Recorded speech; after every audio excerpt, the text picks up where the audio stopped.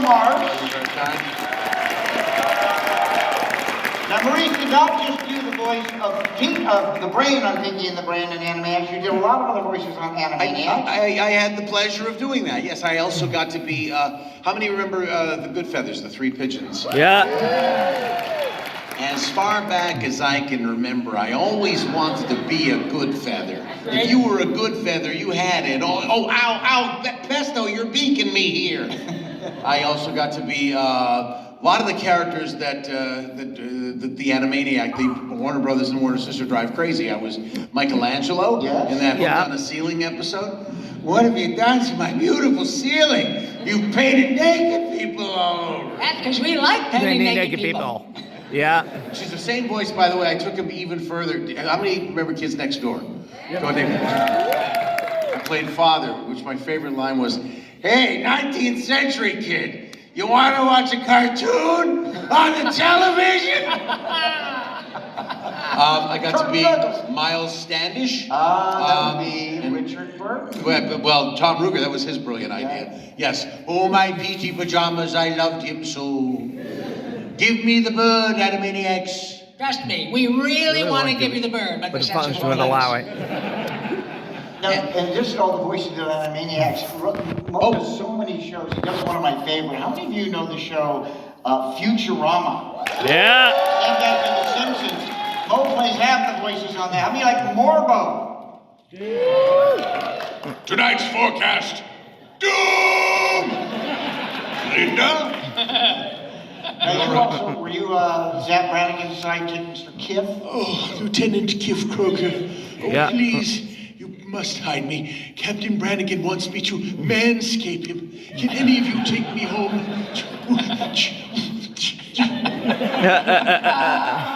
How many of you know the greatest robot actor in history?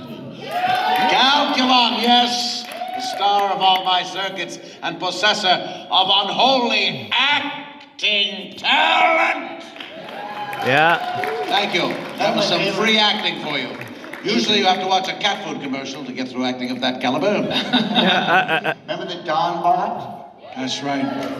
I gotta admit, I stole this voice from John Mariano from the Good Feathers. I tried to get him the job on the show, but I just went, nah, you do it. So, and then I tried to have him clamped for that. Clamp and for them. He's clamped. You want I should give him the clamps, boss? I am also Lur, ruler of the planet Omicron, Percy I hate. Yeah. And I crash on your couch.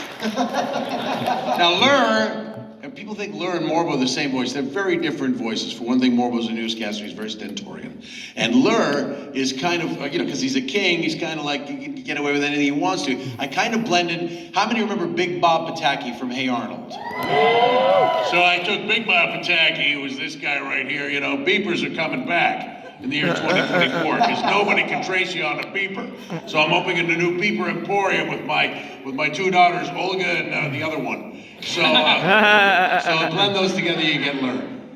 Now, did you also do the Heaton Bot? Oh my, yes. But this is a family show, dear boy. I can't stand. All I can say is that I apologize for nothing, and I will be going back in my dressing room and putting batteries in things. This being a family show, I see some of you little youngsters down here. True. How many? Oh, they were here a moment ago. How many of you saw the movie Frozen? Remember the king? Who's the king in Frozen? Well, I'm the king in Frozen 1.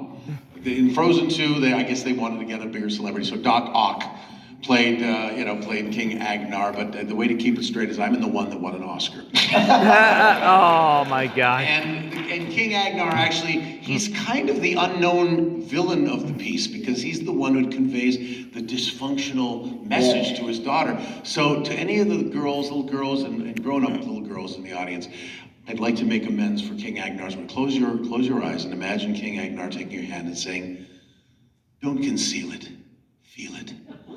Let your gifts and your feelings show. These gloves won't help." And you also did Zootopia too. I was. That's my other Disney film. I was. This is the only voice I can't do in real time because they sped me up 18%. Because they figured that a higher voice would sound funnier saying the words skunk butt rub. a rug made from the butt of a skunk, which we buried Grandmama in. Anytime you can get a script that allows you to say skunk butt. You gotta. I gotta laugh. And get American Yeah. dollars for it, I'll take Exactly. it. But here's something that's really, this is pretty much a cultural icon. So a few years ago, we still had Saturday morning Every cartoons. Saturday morning? Yep. Yeah. Now it's You're all every in- morning, every afternoon, every evening. Exactly. Streaming cartoons. So now you're in your. Used to be you had to sit down and watch cartoons on a Saturday morning. Yeah, because they were only on for a short period of time. So you're in your Ninja Turtle jammies with your Ninja Turtle stuff and your Barbie stuff and all that, and you're watching TV and enjoying life. And the show goes to a commercial break, and you hear. Follow your nose, it always knows. Kellogg's Fruit Loop cereal with natural orange, lemon, and cherry flavors. Yeah. This complete breakfast. Yeah. Yes, I'm responsible for roughly half the adult onset diabetes in this country, including my own. So- Yes, in fact, Maurice, he really is a kind soul. He's so guilty, feels so guilty about the issues with, Fruit Loops and the sugar. He has actually contacted Kellogg's, and they are now going to include a prescription for Ozempic in every box. As long as there's 2 proof of purchase seals. Right. So, I mean, like Ghostbusters. remember real Ghostbusters? I was Dr. Egon Spengler. I collect spores, molds, and fungus. It's another, that's going way back. That was like my second job, and then Gadget, Inspector Gadget, the Chief Quimby. There's your assignment, Gadget, was my first job ever in That was your American first animation. job? That was the first thing I ever did. Now, a lot of people don't know that the Looney Tunes, the classic Bugs Bunny, Daffy Yeah. Duck, he actually took over the mantle for Yosemite Sam. Yeah. I'm the only one, after Mel passed away, I'm the only one who auditioned going all the way to the wall with the voice, because I had read in Mel's biography that he needed, like, Fridays.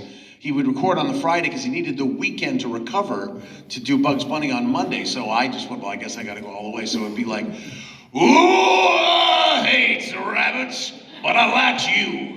Does Yeah. it hurt when you do that voice? That is a painful voice. That is probably that's the second most challenging voice I've ever done. What would be the most challenging? Oh, the most challenging was when I did on Animaniacs, actually. I stood in for Jess Harnell, and it's also something I did in the movie Elf. I did it for 15 seconds. Oh, ever you see Elf? Remember that huge, Yeah. Yeah, long- but when Buddy drank the bottle of Coke. So I was, on Animaniacs, the great Wackarati.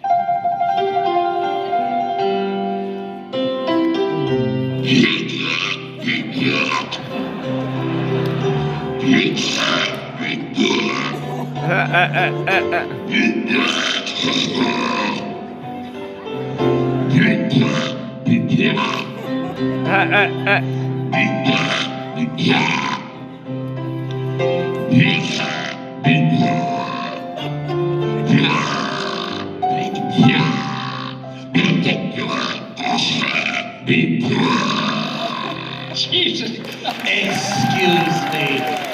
Excuse me. Yeah. Ladies and gentlemen, Thank you, folks. Maurice Lamarche.